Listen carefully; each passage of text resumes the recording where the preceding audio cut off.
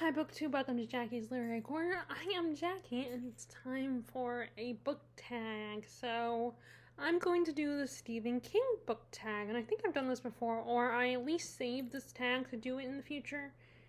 But I don't know if I ever did or not. If I did, hopefully, if I have done this tag for you guys before, hopefully my answers will be different. But anyway, so here are the questions. So question number 1 is, of course, what's your favorite Stephen King? Or where do you want to start with Stephen King if you haven't read him yet and you want to start reading him? So I've already been reading him for a little while. In fact, the last few years I've been even more into Stephen King. So my first and foremost Stephen King, my first love, Stephen King love, is It. This is the one with the clown that eats children. This was this was my first Stephen King that I ever read and fell in love with his writing, how he does these really deep dives and helps you really get to know his characters, and this is the reason why I like longer horror. When I do get into horror, I kind of like the longer, when I do read horror, I like the longer books. That really deep dive into psychology of characters. But in case you don't know about this one, this is basically set in Derry, Maine, and this town of Derry, Maine has been haunted for years by this monster from outer space who takes the form of whatever you are most afraid of. And some of its favorites are clown and a spider, a female spider actually. And he goes after this one little boy named Georgie Denbroth, and his big brother wants revenge for his brother getting killed by this monster. And he ends up being part of a group of kids at his school that constantly get bullied and made fun of, and they slowly all come together, and they are the only ones who can defeat this monster that calls itself Pennywise the Clown, the dancing clown. And then, unfortunately, even though they think they've killed it, it returns 27 years later, which is the cycle it repeats every time it shows up. And they are reminded by one of their own who stayed behind, because they all eventually left Derry, that they made a promise to return if it ever came back. Especially in some of them, the first time, weren't 100% sure if they killed it or not. This is so good. I mean, I know, again, as I say in every video when I bring up this book, there is this one infamous scene that will never be on screen.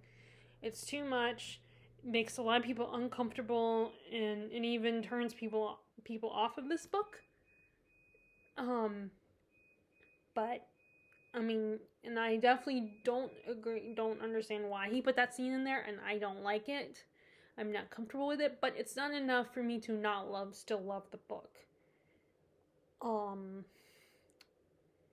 Which I hope I don't ever get judged for that, because especially if you're someone who knows the scene I'm referring to, I hope you don't judge me too harshly and think, how could you love this book with that scene in it? But you know what? Unfortunately, it's in there, and I loved this book before I even knew. I was falling for this book before I knew that scene was coming, and I still have a feeling, and obviously I still love the book even now, and I love the adaptations that have come out. The 2 that have come out, because there's been 2. There was the 1990 miniseries, and then there was one that recently came out that was put into 2 parts. But I love the deep dive King does. It really introduced me to his style, and how he spends a lot of time introducing you to these characters, giving their background, showing every good and bad quality about them. And he's really good at describing keeping you engaged in the story and the setting. And I feel like there's never really anything boring about his books. It's just they can be really, really long because of how far he goes into his stories. And I think a lot of people could probably relate to this. I mean, even if you're not afraid of clowns per se, I think you can still relate to the, being a kid and being so vulnerable. And, the things that today that you kind of are like, I can't believe I'm scared of that. Or like things where that as an adult you realize, okay, that's not actually real. That was just me letting my imagination get carried away. I mean, like, it really highlights the difference between adult fears and kid fears, and how, you're so vulnerable as a kid. And thank God there isn't an actual monster like this, as far as we know, out there. And also it really looks at friendship and the bond that these 7 kids have, for the love and the bond that these kids share, and just how close they are, and also nostalgia and like growing up and losing your innocence. It's still such a good book. Yes, there is that scene, and I can totally understand if that turns you off from the book. But for me, yes, I could do without that part, but I still love the story and these characters. I want to protect these characters, the kids from the Losers Club, as they are dubbed. And just they're like my children, even though they're older than me technically, because the story in the movie, the most recent adaptation moved up the timeline, and I actually don't think about it. I think the other one might have moved up the timeline a little bit too, because, like I said, it takes place in 1990. Well, I guess, but it's just the way the characters were cast in that version. They look a lot younger than what they would be in 1990. But what do I know? But I do know they did change the timeline a lot in the latest adaptation, so that they wouldn't have to spend too much money on the setting up the time, for a time period. So they wouldn't have to make this a historical fiction story. They could make it contemporary. And I think in that case, it's not like with Interview with a Vampire where it changed anything in extreme, like altered the plot in a big way when they upped the timeline that much in the other one, in this new adaptation. But yes, I love this book. I am amidst in rereading it, but like I said, it's long, it's a big commitment. Yes, I always feel that I'm engaged, but then I have so many other books that it's not that I'm not engaged in the story. It's just all of a sudden I will get distracted and think about all the other books I need to be reading. But yes, it is still my first Stephen King love. Although I would recommend starting with it, and not just because of the size. I think, like, especially if you're not used to the genre, I would not start with it. I would start with, like, either Misery or Pet Sematary or something. Just to, or at least, like, yeah, Pet Sematary and Misery I'd probably start with. Or his short stories. I also would recommend starting with his short story collections. He has a lot of those. So, okay, so question number 2, Nightmares and Dreamscapes, which I have a copy of it, but it's a mass market, and you guys know I've been switching out my mass markets for regular size paperbacks. So eventually, at some point, I want to buy a regular size copy of Nightmare and Dreamscapes. And there's a particular Stephen King edition that I'm really liking. Now, the one that I have that I just showed you, that edition I like. I have a few of those as well. Like, I have quite a few copies of different, like, in this case it was an accident where a lot of, I have a few of my Stephen King books that are with the same style of cover. And then I have all my Dark Tower books are the same type style, and it was like the Dark Tower was on purpose, but with the other ones like having similar covers to it, that was an accident. But anyway, so the question is, a book that kept you up at night and gave you nightmares? And actually, my answer is conveniently a Stephen King book for this question. Let me find it. Okay, and this is another one where I did not realize I had bought the other editions for this particular the same style cover in some of his other books. But I like that habits, that way I can, have some of my books, like, organize them a little bit more, like, to, like, match them a little bit. But Salem's a Lot. And this one is Dracula in Suburbia. We have our main character, Ben Mears. He's a writer, and when he was a little boy, he lived in Jerusalem's Lot. And there's this infamous house in his town called the Marston House. And a lot of bad shit happened in that place. And I think it was before Ben's time, or like when he was, just, I don't know. I want to reread this book. And one day he ends up, probably on like a dare or a prank, he ends up in the house and stuck in there, and a lot of terrifying stuff happens while he's in the house. A lot of scary stuff that absolutely traumatizes him. And then in the present, he has become a very famous, very successful writer, which Stephen King does a lot. He writes a lot about writers. In fact, I'm reading Bag of Bones, which references two of the writer characters that Stephen King created. One of them being Bill Denbrough, or William Denbrough, as he called as the writer, and Tad Beaumont, which was the writer in The Dark Half. But anyway, so Ben ends up coming back to his hometown and wants to write about his hometown. Which is another thing I noticed. Like, all of his writers have these terrifying experiences that they use for inspiration. Which I'm curious if Stephen King ever, like, something scary like what happened in his books has ever happened to him. Or like maybe he witnessed something, or like something traumatized him. Because he has a lot of his writers, they are inspired by traumatizing events in their life. But I mean, that's what he writes. He writes horror, so maybe not. But anyway, so Ben wants to write about that whole experience, and I think it's gonna, I don't know if he's writing nonfiction or fiction. Like I said, I do plan on rereading this one, and might want to reread it soon. And it turns out that a vampire has bought the Marston House. And slowly all the residents in his hometown, including his love interest, end up being turned into vampires. And I use this book because there's one part that I brought up. Every time I talk about this book, I bring it up.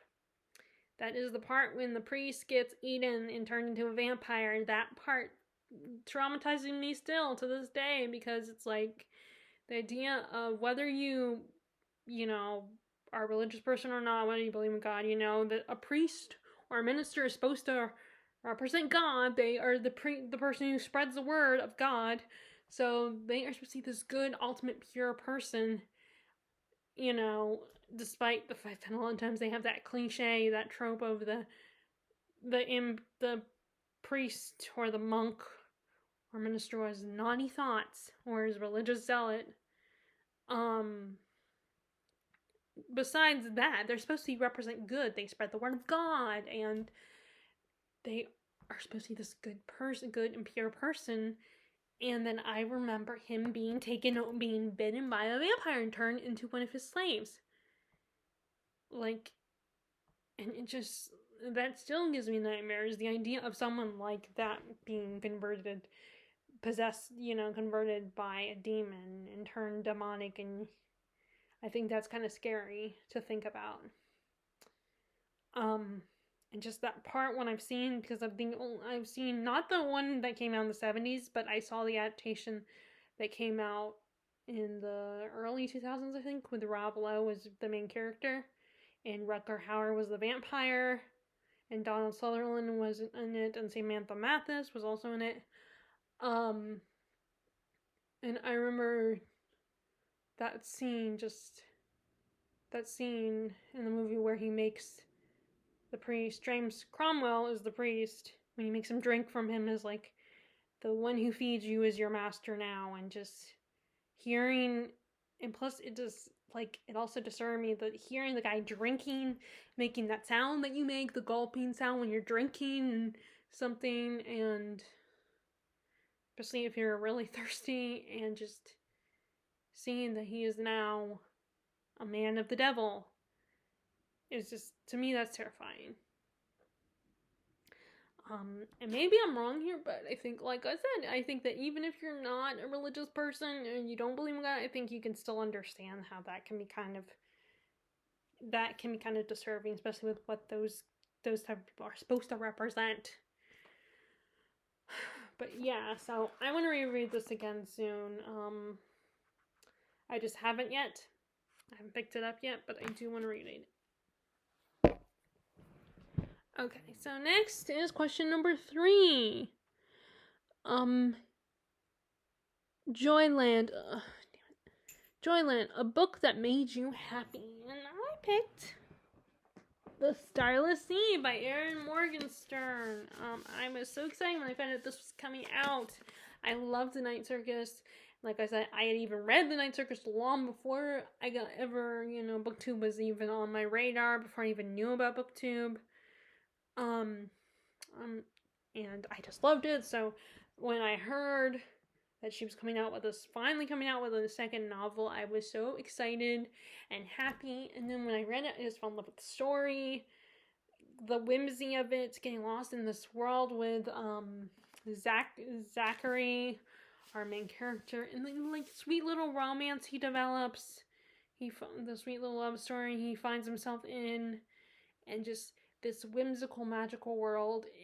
It kind of reminds me a little bit of Alice in Wonderland in its nonsenseness, and this whimsy, like an adult version. It's like an adult version of a children's story, and it's like a story I would love to get. I would love to discover the Starless Sea and the magical library. What is it?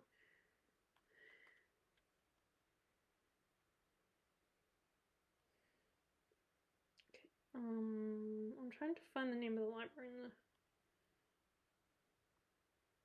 and I cannot remember the library. What the library is called, but the library, and then finding this magical book and all these objects and going on this quest, on this adventure, and it just feels so magical and warm and comforting when I read this book. And I will read it again at some point. But I love this book. For all its magic and wonder, it was so fun to read, and it's just something special for me. And it's such a comfort, and I don't know what else to say. I just love this book.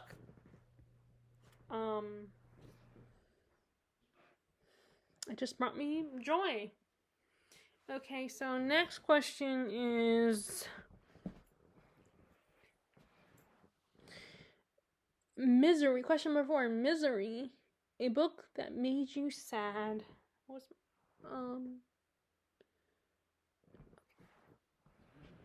And that was, I still enjoyed, this was still a joy to read, but it's also a very sad book.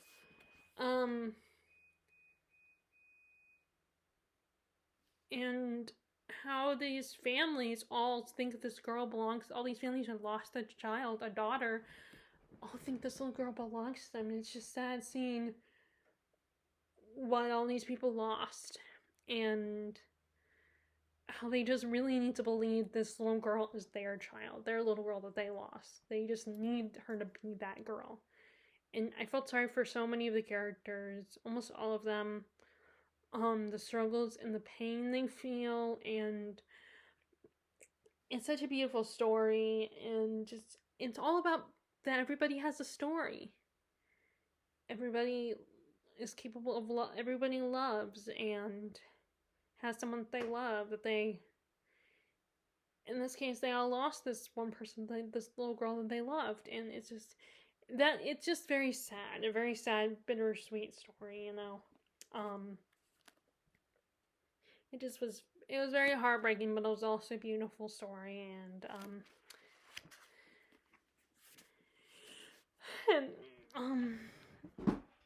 okay, next is question number 5. Cujo, a favorite animal companion.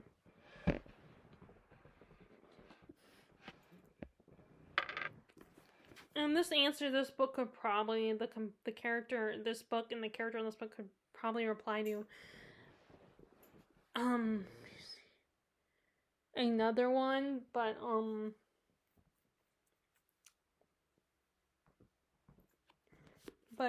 I said I'm sorry, excuse me. I said Temeraire from the Temeraire series. I love Temeraire. He's so awesome and badass, but he's also really sweet. He's like a child mixed with a puppy. He's so curious and passionate. He really cares about his species, and he's constantly feel like he has to defend his species' rights. And he's very loyal. Like in the second book, his loyalty to his human companion, is Will Lawrence, is really put to the test when he's given the opportunity to live in a world where his kind is respected and treated fairly and treated like equals. Where Will Lawrence comes from a world where they're not treated fairly, and even Lawrence oftentimes still treats Temeraire like a pet, like his property. And Temeraire has thoughts and feelings, and he's very intelligent. And, he's very loyal. And he's so sweet. And I just love Temeraire. And I want him for a companion. I would love to have Temeraire for a companion. He's this great big beast. But he's such a softie. And I love Temeraire. I want Temeraire, like I said, I want Temeraire as a pet. He's just so sweet. And this is a great series, very fun, and very much a quick read. Okay, this one is one that I had trouble with. Okay, so this is one that I had a hard time coming up with an answer for, and that is Dr. Sleep, a book that put you to sleep. So this one was hard, because I've never been, I end up DNFing. If I DNF a book, then yeah, that's a book that bored me. The Madman's Daughter was just okay, and that one kind of bored me a little bit. Let's see what else.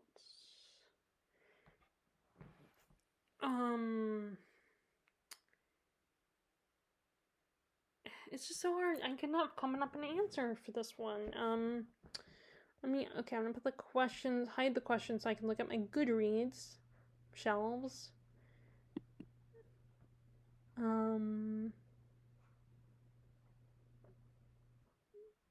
Let's see.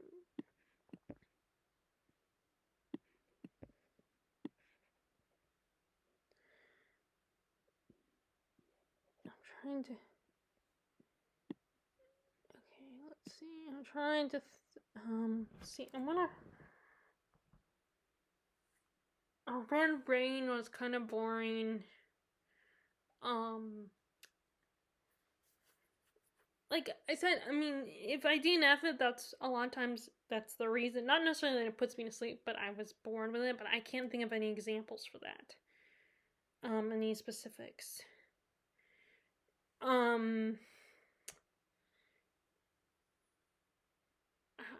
don't know. I can't think of a specific answer for that one.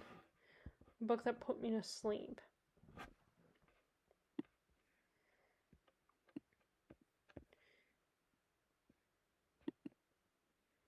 So, I don't know. At the moment, I don't have an answer, but I'm sure there were I'm sure there was at least All of It. I didn't love that one. That one was a little too weird for me. Although I don't know if it put me to sleep or not, but yeah, I didn't really like that one.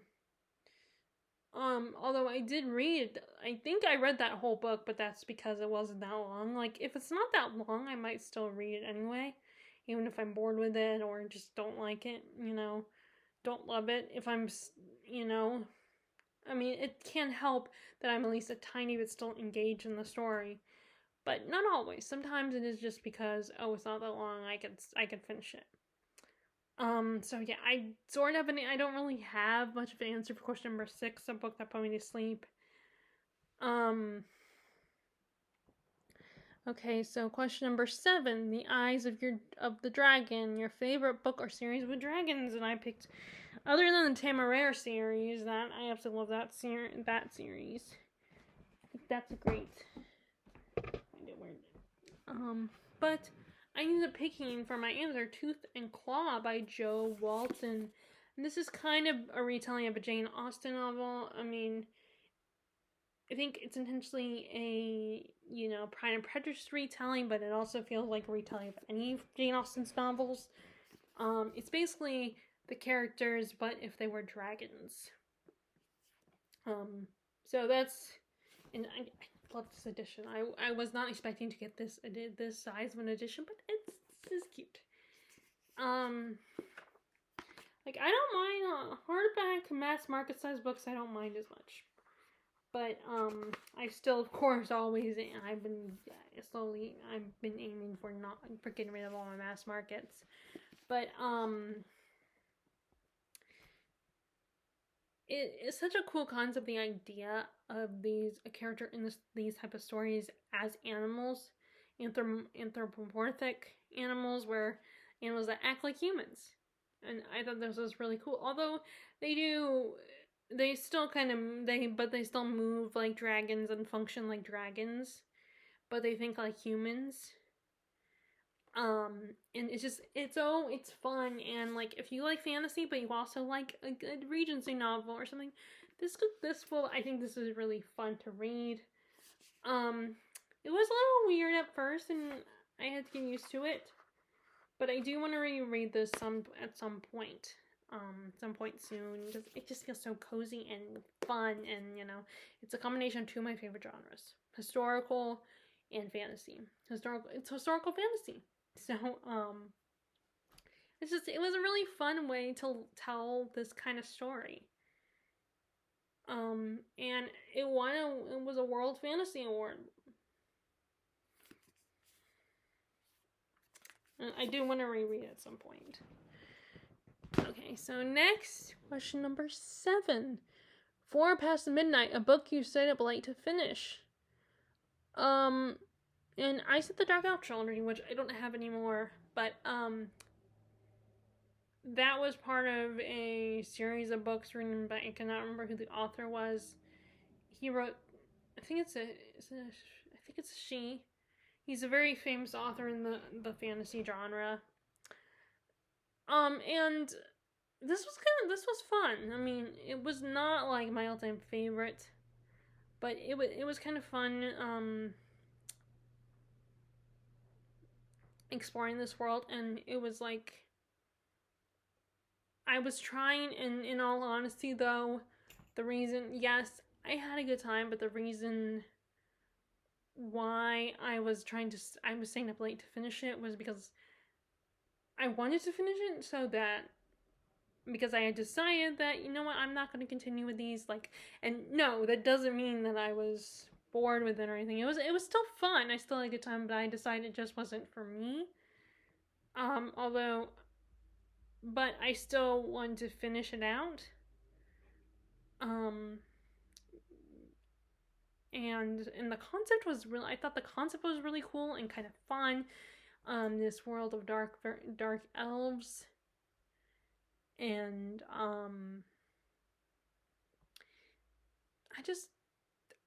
I thought it was a cool story, but it wasn't like my all-time favorite, and I wasn't into it enough to want to keep going and reading this author's other work that are part of the same world. So it was part of the Forgotten Realms series. So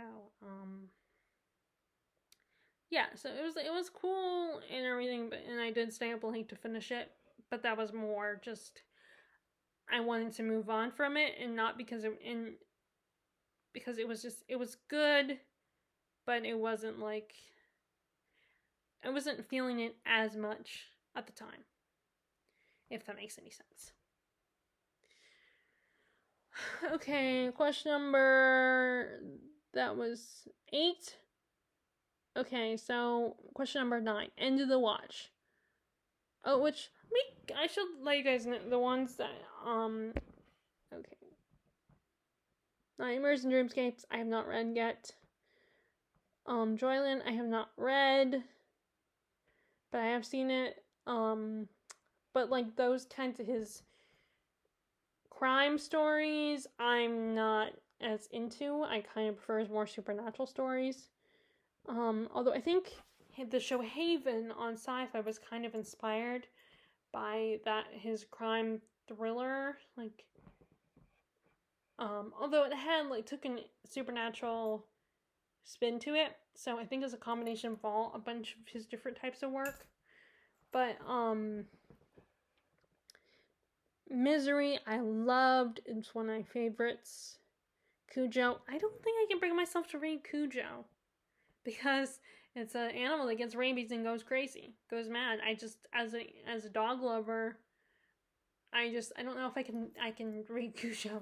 It would be too much. Dr. Sleep I just read early back in the spring. It was really fun. Island was a great sequel. I liked learning about what Danny Torrance was doing now, and Dick Hallorann made a cameo, metaphorically speaking, like his ghost did in that one, which I liked that one. And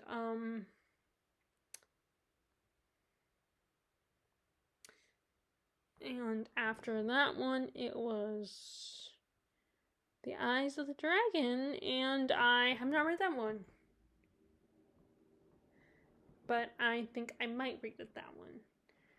And then, okay, so 4 Past Midnight, I read I've read 3 of the stories, and I've seen the movie adaptation of one of them, but I want to read it, but I'm hesitant because it's like, I've already seen the movie, and it's a short story, so the plot is, so I doubt that they changed that much in the adaptation.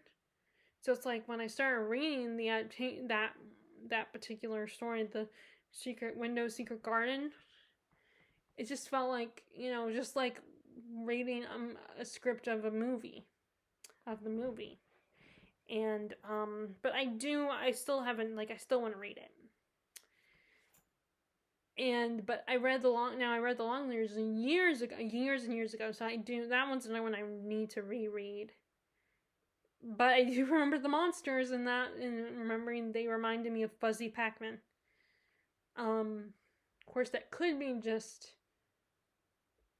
the well, I don't know. I can't remember if I saw the previews for the miniseries or saw the miniseries before I finished it or not. But I mean, maybe I did have that thought beforehand because he's good at describing things.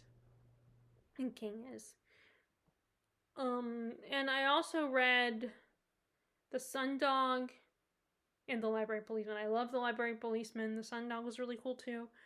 I read those last year, I think, or in 2020. I cannot remember, but I do remember reading those a lot more. So I remember those better than the long letters. So that was 4 Past Midnight. And okay, now we're up to date. So End of the Watch, I'm not going to read because I have no interest in that particular trilogy. But the question is, a book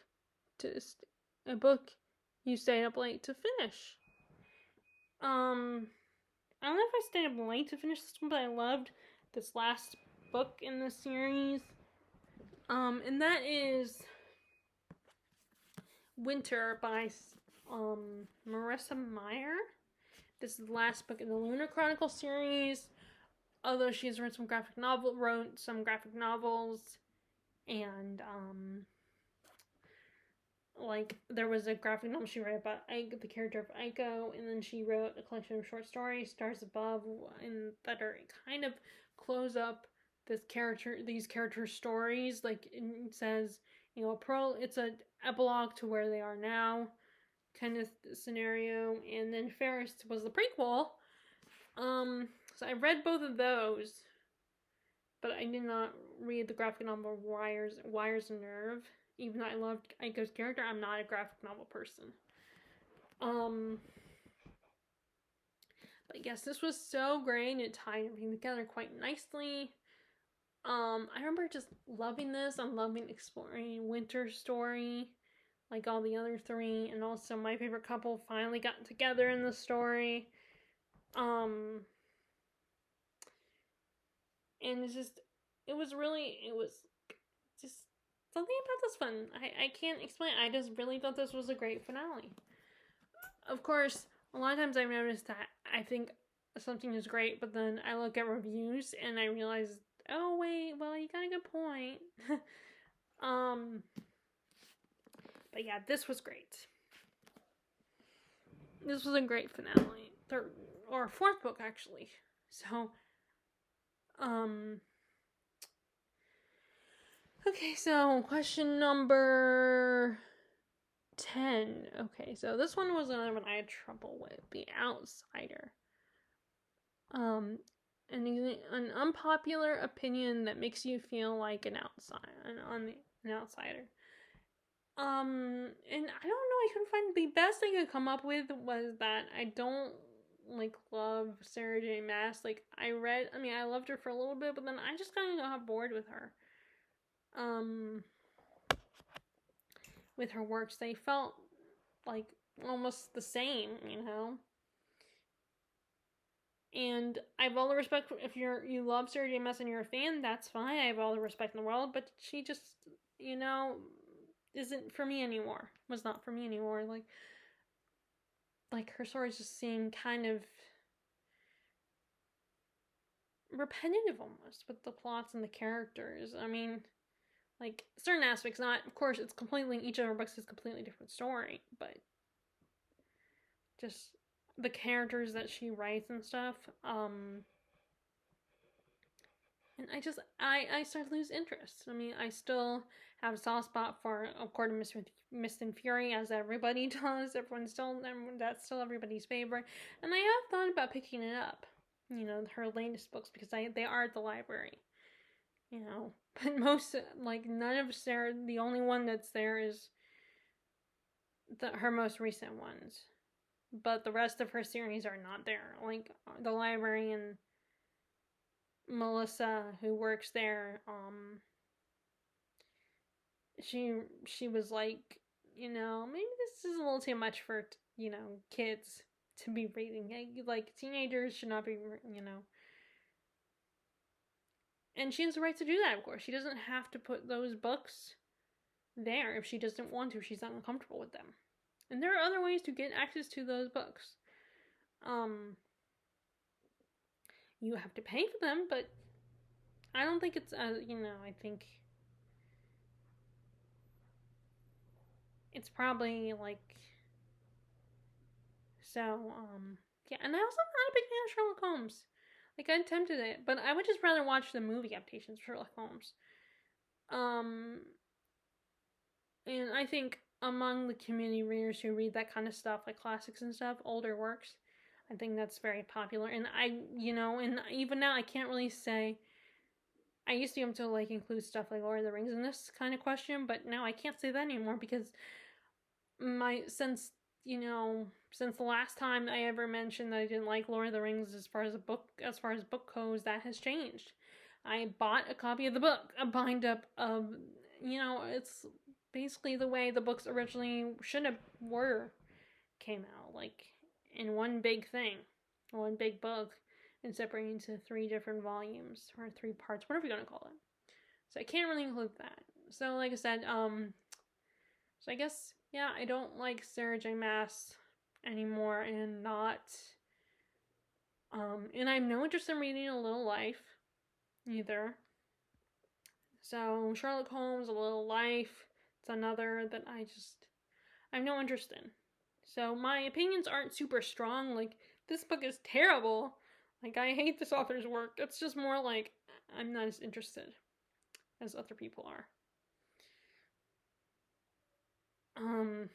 So yeah, that's the best I can come up with for that question. Okay, for Outsider. Okay, question: The Outsider not read. I did have a copy of The Outsider, but then I decided after looking and reading about it and finding out how people felt about it, I've decided to. I ended up letting it go for now. I mean, I could change my mind one day, but as of right now, I don't have The Outsider anymore, and I did not attempt to read it. But I have so many books anyway, so it's like, so I think I'm entitled to, change my mind about a book even before I pick it up and read it. Okay, so then we have Rage, which I have a bind up of all of some of his Bachman books. So I have Rage, a copy of it in a big bind up. But I haven't picked it up yet. A book you rage quit, and I came up.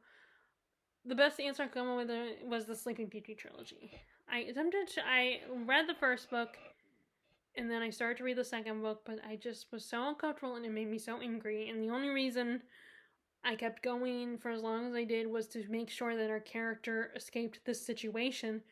But it's basically like the Sleeping Beauty story, but the prince that wakes her up is even more of a pig than in the original story because she is turned into a sex slave. And now I don't know if this is supposed to be a representation of BDSM or not. And I don't know how accurate it is, if it was supposed to be that. But yeah, I did not like it. I was not comfortable with it. It just made me really angry. I was constantly yelling at the book, wanting to see her escape the situation. And I attempted to read. I went into book 2, but I just couldn't do it, and I could not even make it to book 3. But this was an Anne Rice trilogy, but under a different pseudonym. I think because she was a little embarrassed to be writing this kind of stuff. And that's why she wrote under a different name. But yeah, I just really wanted to. I'm not a throw the book across the room kind of person, but although sometimes I will slap the book on my knee or something in frustration. But I've never been so angry I wanted to throw the book or destroy a book or something. But yes, I ended up quitting that. I think because I was curious. I did show curiosity, especially because it was Anne Rice, and I do like her write. I love her writing, but I couldn't do it. Eventually I couldn't do it anymore, and I just was very uncomfortable with the story, and the story just pissed me off. And I'm not that kind of person who likes that kind of stuff. I'm not trying to be a prude or anything about it, but I just don't like it.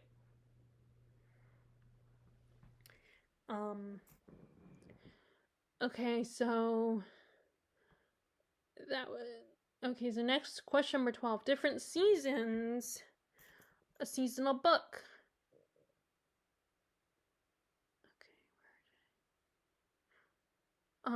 Okay, so I picked this. Where is it? The Historian by Elizabeth Kostovo. And I think this is perfect for this time of year. It's not I don't know if it's actually set during the autumn time. I just finished this book and I just absolutely loved it. And I think it's the perfect book to read for this time of year. It's, this woman discovers, learns from her father that Dracula might be alive. It might be real and alive. So the story basically mixes the myth of Dracula with the whole belief of him being Vlad Tepes, Vlad the Impaler, who was very bloodthirsty and loved impaling people and putting people's heads on spikes after he killed them. So he was just a bloodthirsty bastard, and so a lot of people believe that Bram Stoker inspired Dracula on this guy, who was from Transylvania, and a prince, a Transylvanian prince. So, although it's been recently discovered that maybe Carmilla is what inspired him, actually, but I think this, is perfect for this time of year because it's like dark academia, with a supernatural, with the character researching Dracula. And just in the writing itself, it's warm and cozy despite the context of the story.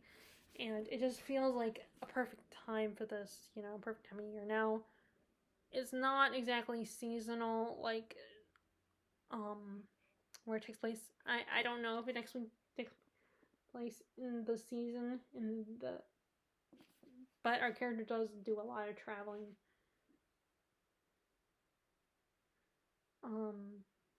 Sorry, there's something on this book. This is a Back Bay book. I've not heard of that publishing company. But, yeah, I think this is a perfect book to read this time of year. So I don't know if it would be considered seasonal or not, but I think it'll be great for this season. Okay, so... Okay, next we have... Again, this is part of the Mr. Mercedes trilogy that I will probably never read. Finders Keepers. I think this is the first book in that series, in that trilogy. So obviously I've not read a most prized, rare, or expensive book, and I don't have an answer for that one because I don't know what any of my books. I don't have any books that were like super special or expensive. I mean, maybe Lord of the Rings. Maybe my copy of Lord of the Rings might have been kind of pricey.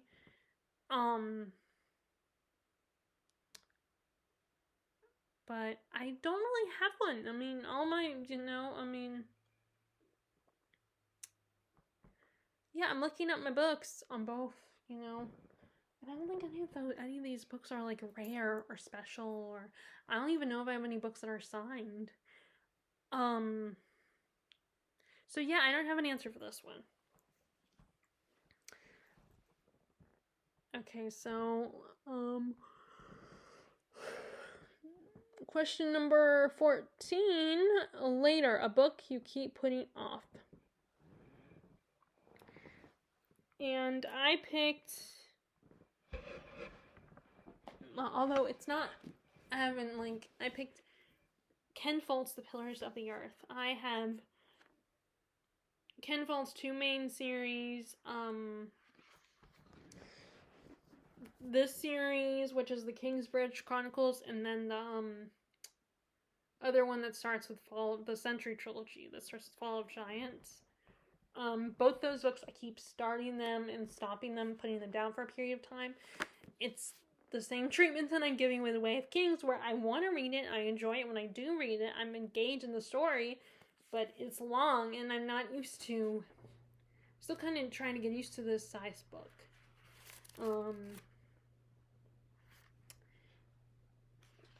But yeah, I mean, I'm in the 300s at least in this book, and I don't know where I am in King's Way of Kings, but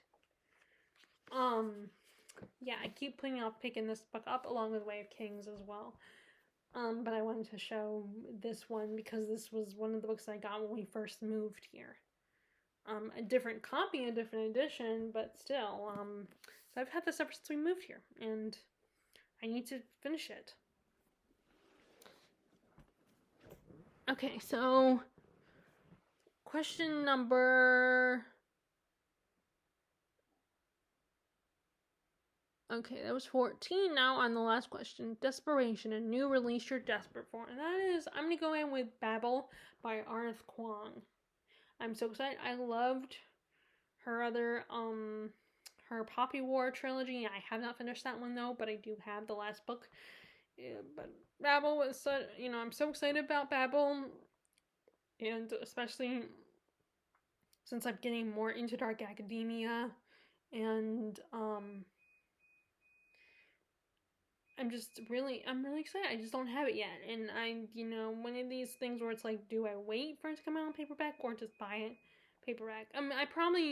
Or just buy a hardback. But I probably should wait because, especially with the physical size of the book, I inevitably trade a lot of my hardback books that are chunkier books for paperbacks.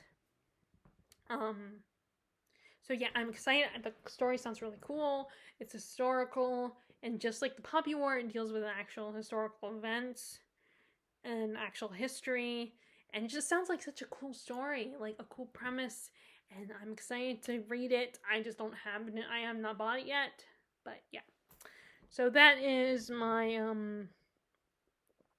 a new release I'm desperate for. Okay, so that was the Stephen King book tag. Please, if you guys like this video, be sure to give it a thumbs up, click subscribe if you haven't already, click the bell notification below if you want to be notified when I post new videos. And I hope if you are a Stephen King reader or want to get into Stephen King, feel free to do this tag. It's a fun tag, and I hope to see you guys soon, or talk to you guys later. All right, bye.